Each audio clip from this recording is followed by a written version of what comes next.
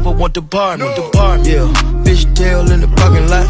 I don't kick it with these niggas cause they talk about you, yeah. And I got 5, 4, 3, 2, 1, watch me. Level up, level up, level up, level up, level up.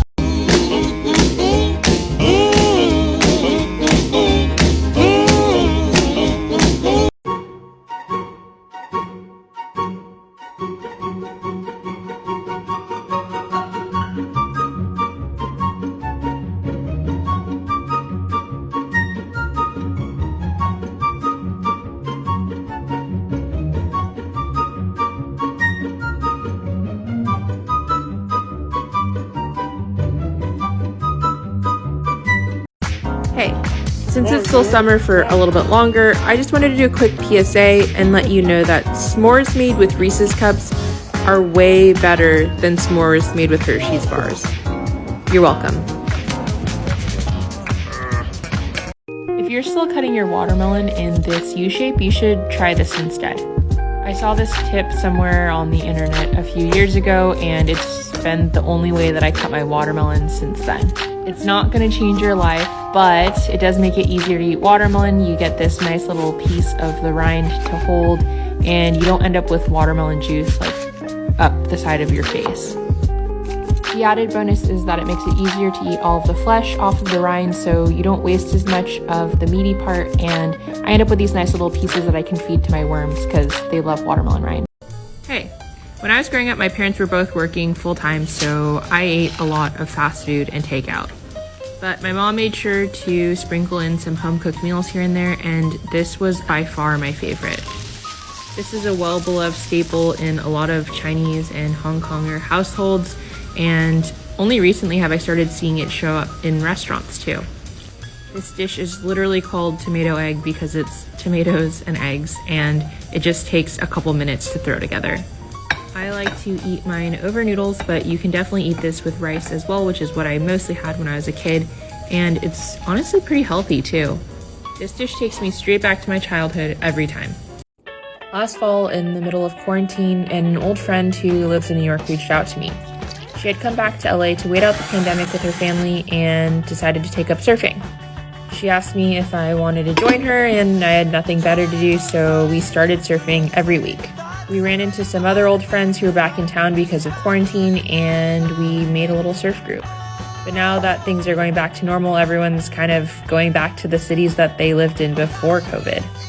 So I made these matcha knots for my friend Michelle, who's moving back to New York. I asked her what she wanted me to bake her before she left, and she just said something bready. These are made with milk bread dough filled with a matcha-flavored frangipan and topped off with a simple syrup glaze. I did the second proof in the fridge overnight and woke up at 6 a.m. to bake these off before we went surfing for the last time. Here's everyone eating on the beach next to a stranger with a pet duck. Hey, did you know next time your loaf goes stale, you can just run it underwater? Seriously, just run the outside underwater, throw it in the oven at 350 for about 10 or 15 minutes, and you end up with basically what tastes like fresh bread. This only works on crusty loaves or bowls like this one, but it works really well. I got this loaf in San Francisco yesterday. It got kind of soft, and just listen to that crunch. And yes, it works with cut loaves. Just put it cut side down under the faucet. Okay, a lot of people didn't understand how I grew this potato, so let me explain. First, you want a potato that looks like this. I just happened to have one that I didn't eat, and it sprouted. Okay, so you could just grow this, just stick this in the ground, and that would be fine. And that's what I did. But you can also cut this into pieces, like just little chunks, so that each of these little rooting parts is separated. I actually planted a couple more yesterday, so I'll show you what I mean by that. So I dug this out of the garden to show you. I actually cut it and then I dried it out, just left it on the counter for a couple days so that it wouldn't like get moldy. And you can kind of see here, this is the little sprout that's growing out. So you just stick that in the ground. I used normal organic soil and I fertilized it and also added a bunch of worm castings because I have a worm bin. Watered like twice a week. The only other thing I did was add more soil around the base of the plant once it started growing so that the sun wouldn't get to the potatoes, and that's it. Okay, so I planted a potato from the store a couple months ago, and I recently pulled out the plants because they were kind of dying, and I read that's like when the potatoes are ready. And I was really disappointed because this is what I found attached to the roots of the potato plant, and I was like, oh, okay. I even took this video because I thought a bunch of potatoes were going to come out, but then I just assumed I was too early. But today I came out to replant my garden bed, so I was kind of digging around and fertilizing, and look what I found.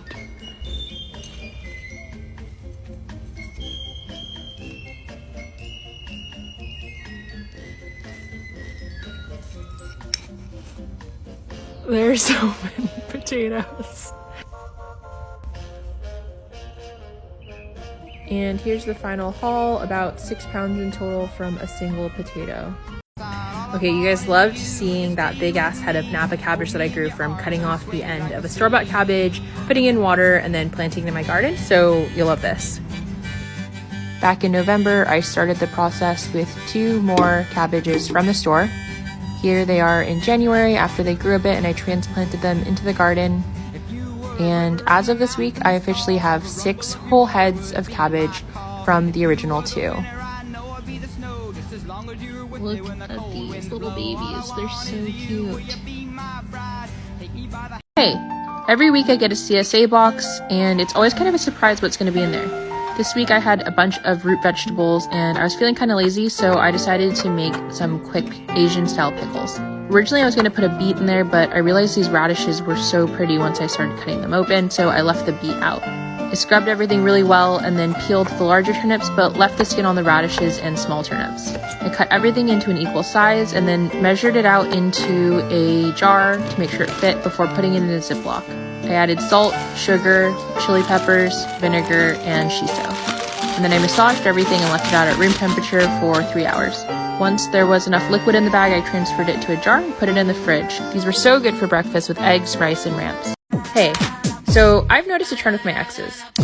Almost all of them have tried at one point to cook me a romantic salmon dinner, but not a single one has ever descaled the salmon skin.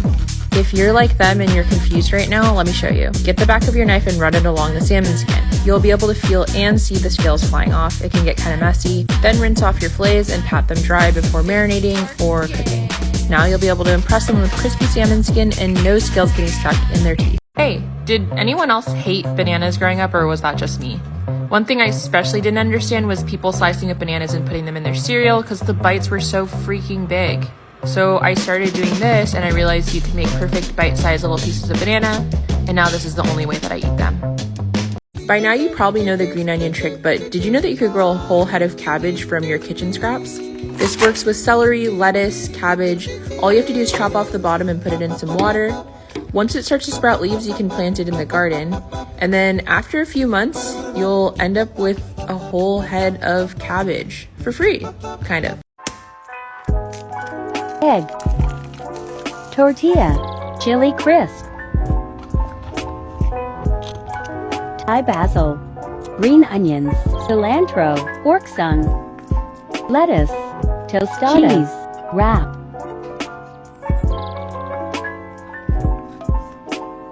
cook, flip, cook, yum.